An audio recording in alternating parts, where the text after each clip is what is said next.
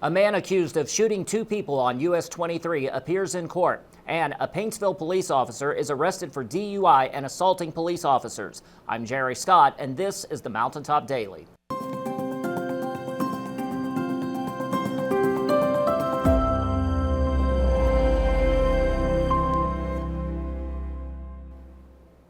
A Floyd County man who is charged with attempted murder for allegedly shooting two people in a car on US 23 appeared in court today. Sheldon was in the courtroom and spoke with the attorneys involved.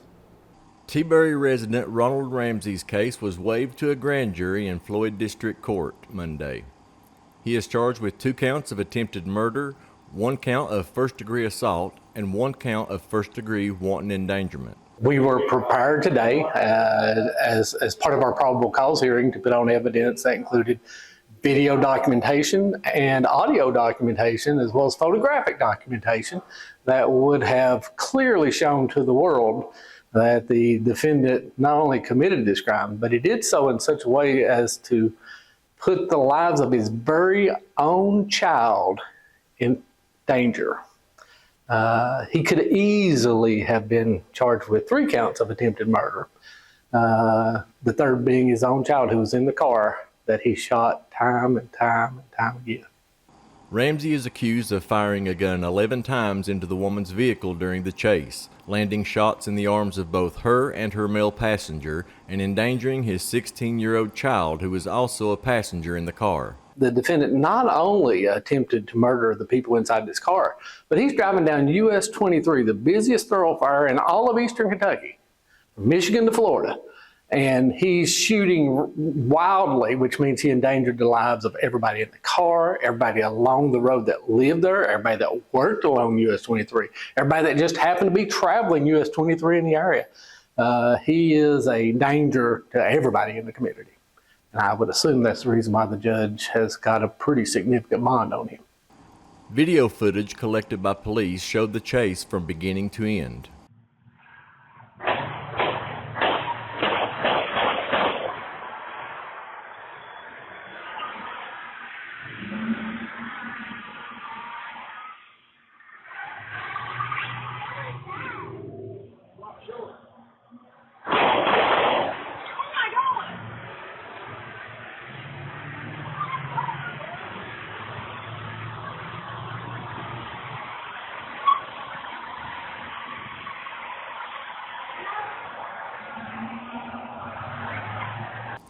Ramsey gave himself up to Floyd County deputies at home on May 10th.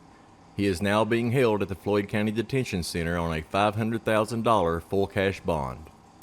Well, this person is as dangerous to the public as he can possibly be. He's driving down US 23, shooting like a wild man, trying to kill people. It doesn't get any more dangerous. Reporting for Mountaintop News, I'm Sheldon Compton. A Paintsville police officer found himself on the wrong side of the law when he was placed under arrest early Sunday morning. Police were called to Taco Bell in Paintsville just after midnight Sunday morning over a report of an ATV driver who appeared to be intoxicated in the drive-thru. The ATV was just leaving as police arrived, and they reported that the driver, identified as 36-year-old Paintsville Police Patrolman James Bradley, was swerving and ran a red light.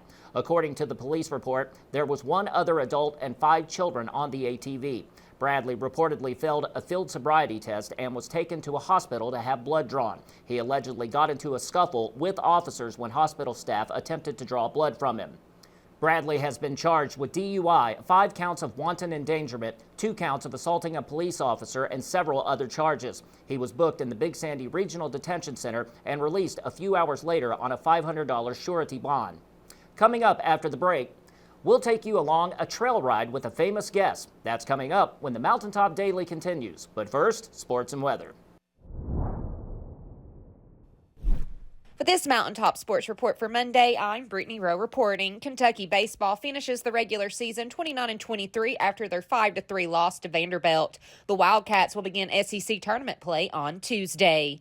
Mountaintop Sports sends our continued thoughts and prayers to our sports friends in London and Somerset. For more information on how to donate to those areas devastated by this weekend's tornado, please go to Mountaintop Media on Facebook.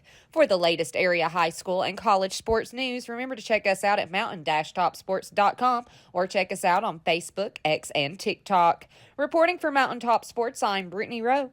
Have a great